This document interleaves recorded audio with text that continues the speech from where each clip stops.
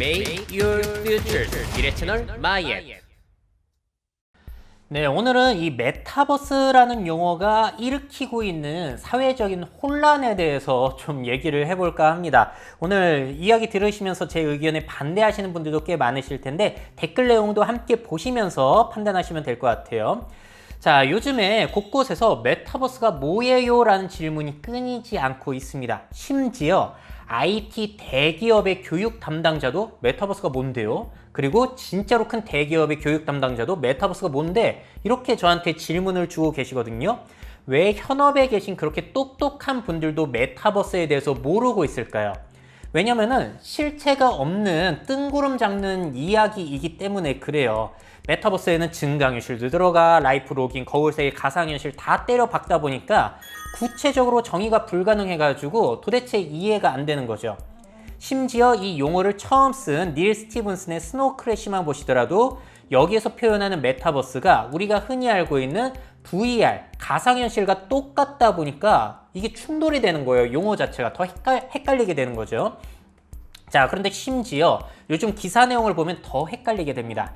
KT, 메타버스 시니어 치매 예방 활동 지원하고 있다. 자, 보시게 되면 저게 메타버스라고요? 저거 그냥 프로젝터 써가지고 하는 게임이잖아요.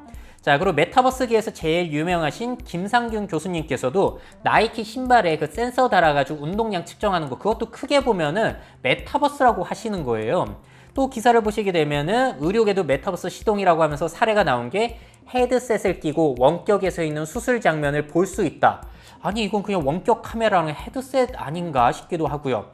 자, 그리고 기사에서 시장 분석 기관이 메타버스의 성장성에 대해서 얘기를 한다면서 PwC에서 2030년이 되면은 1조 4천억 규모가 될 것이다. 메타버스가. 자, 근데 제가 찾아보니까 PwC 홈페이지거든요. 기사 제목이 뭐죠? VR과 AR이 2030년까지 세계적으로 1조 4천억 달러로 성장할 수도 있다. 이 기사 내용에 메타버스라는 용어는 등장하지 않습니다. 이 내용을 갖다가 메타버스의 시장 성장성이라고 탈바꿈하고 있는 거예요. 그 매체들이 앞서 보여드린 그 언론사뿐만이 아니에요. 자, 그리고 또 다른 곳 시장조사 업체 스트래터지 애널리틱스에 따르면 2025년 메타버스 시장 규모가 현재 6배가 넘는 270억 달러에 달할 것이라고 본다. 자, 그래서 또 찾아봤더니 여기에서도 Virtual and Augmented Reality, VR, AR에 대한 시장 성장성을 갖다가 메타버스의 시장 성장성이라고 하면서 막 언론사에서 사용을 하고 있는 모습이에요. 혼란스러워요. 요즘 보면은 게임이건 뭐건 이커머스건 아바타건 이런 분위기요. 야, 그냥 다 메타버스라고 치자. 이런 식으로 하다 보니까 사람들이 혼란스러울 수밖에 없다는 거예요.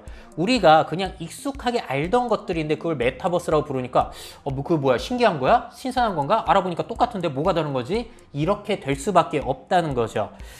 자, 그래서 저는 강의를 나가면 이런 얘기를 꼭 드려요. 오히려 메타버스 용어를 모르면 이해가 더 쉽다.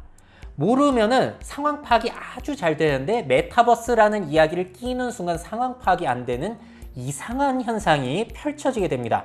새로운 용어가 이해를 돕는 게 아니라 오히려 혼란스럽게 한다는 거죠.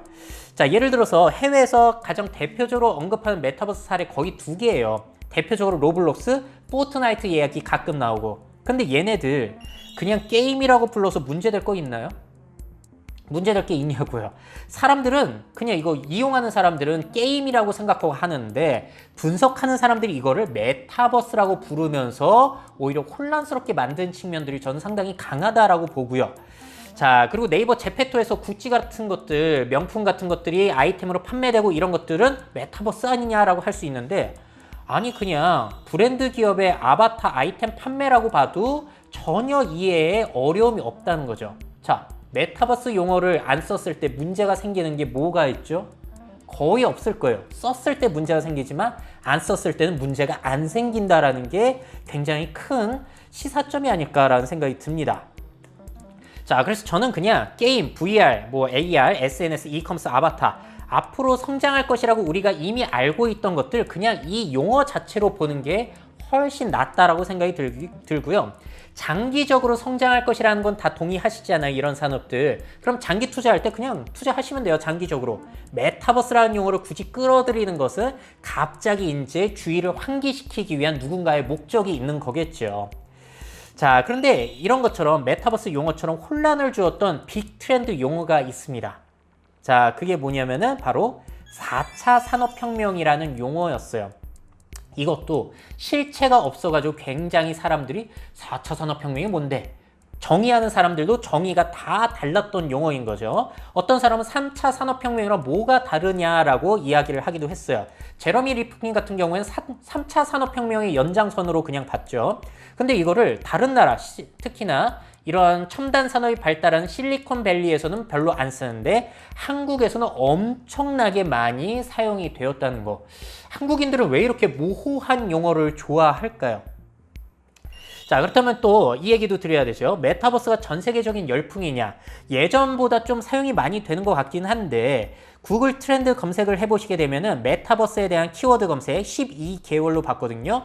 자, 3, 4월에 쭉 올라갔다가 세계적으로 급격하게 떨어지고 있는 모습이고 제일 많이 관심을 받고 있는 주고 있는 나라가 의외로 중국이었어요. 저는 이 점은 좀 의외였고 인구수가 많아서 그런가? 2위가 대한민국인데 그 다음에 싱가포르, 포르투갈, 필리핀 이런 나라에서 관심을 갖고 있고요. 미국은 심지어 순위로 치면 14위였어요. 14위. 그러니까 세계적으로 사용된다? 세계적으로 중요시된다? 그렇게 보기엔 좀 어렵지 않냐? 중국도 이제 그 관심도가 떨어지고 있는 모습이고요. 미국은 뭐 로블록스 상장 끝나자마자 쭉쭉 떨어지고 있는 모습. 근데 대한민국만 유일하게 우상향하면서 메타버스에 대한 관심이 더 증가되고 있다. 자, 누구의 이 책임이 크냐면은 새로운 소재가 필요한 언론사들의 책임이 크지 않나 싶어요.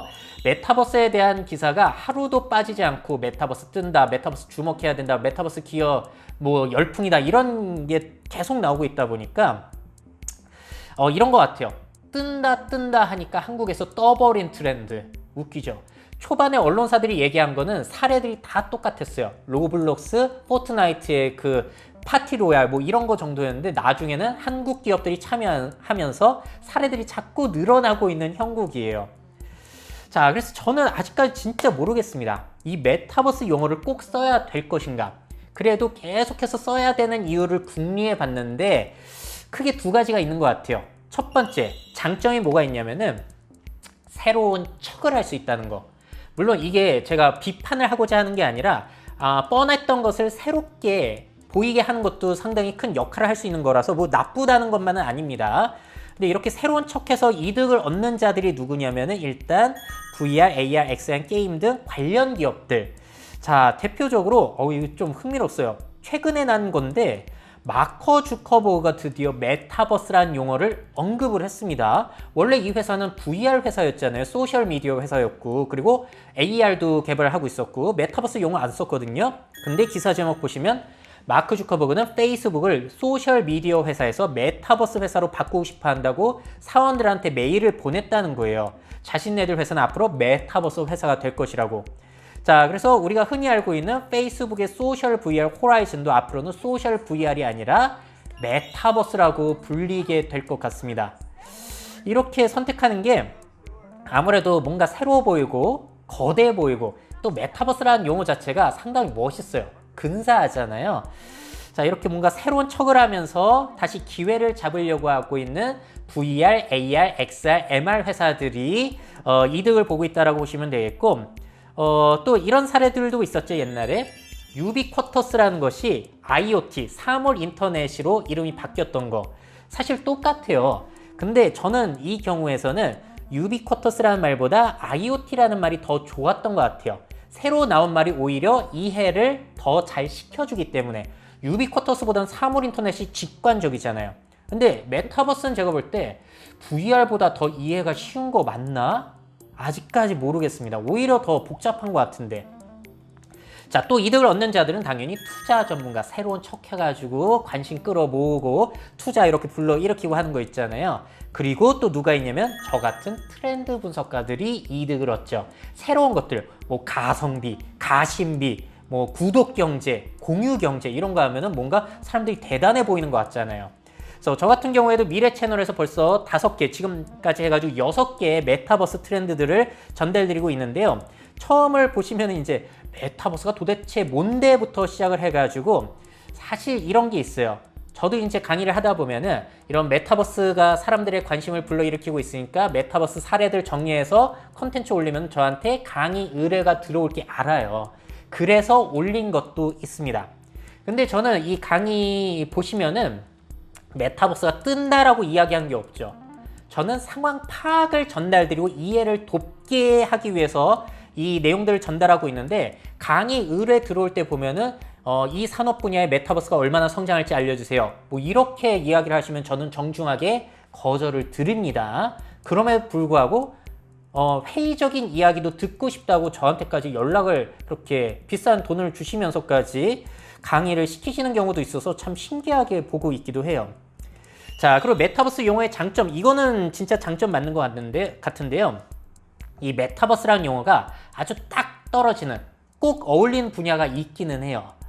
자, 한번 생각을 해봤어요. 왜 로블록스를 대표적 메타버스의 사례로 들까 생각을 해봤더니, 로블록스는 게임이라고 부르기에는 소셜 요소가 너무 강해요. 그리고 VR이라고 부르기에는 헤드셋도 안 끼고 그냥 키보드로 게임처럼 하다 보니까 게임의 요소가 너무 강해요. 그러다 보니까 게임이라고 하기도 그렇고 VR이라고 하기도 그렇고, 그래서 메타버스라는 용어가 아주 잘 맞아떨어진 플랫폼이 아닌가 싶습니다. 자, 그리고 이 로블록스가 3월에 상장이 됐기 때문에 상장 시 관심을 받기 위해서 메타버스라는 용어를 마케팅 홍보 요소로 썼을 가능성도 있죠. 근데 이 로블록스만 하더라도 게임의 요소가 좀 강하다고 보거든요. 실제로 사용자들은 게임하려고 들어가니까, 초딩들이. 자, 근데 우리나라의 제페토, 그리고 이프랜드, SKT에서 새롭게 선보인 얘네들, 그리고 디센트럴랜드와 같은 블록체인 기반의 가상현실 플랫폼은 게임의 요소가 거의 없어요. 그래서 얘네들을 게임이라고 분류하기에는 적합하지 않고, VR이라고 부르기에는 헤드셋을 안 끼고 하다 보니까 애매하단 말이에요. 그래서 얘네들 같은 경우에는 그냥 메타버스라고 부르는 게 낫다라는 생각이 들고요. 그렇게 판단을 해서 이제 SK텔레콤 같은 경우에도 점프 VR이란 플랫폼을 이프랜드로 탈바꿈을 하더라고요.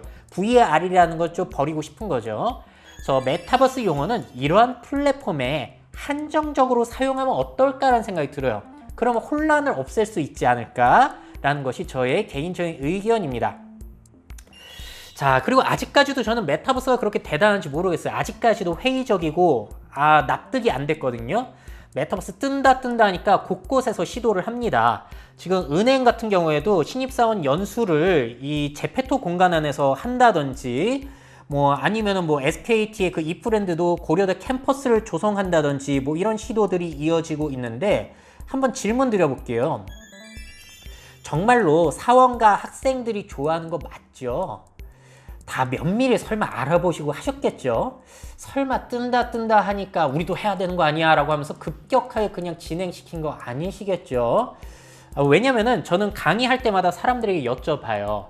여러분들 혹시 신입사원 연수나 교육을 받을 때 차라리 유튜브나 줌 같은 그런 플랫폼이 나으세요? 아니면 아바타 이동시켜서 저 공간 안에서 보는 게 편하세요? 어떤 방식을 더 선호하냐고 여쭤보면 모든 사람들이 유튜브나 줌이 더 편하다고 이야기를 하거든요.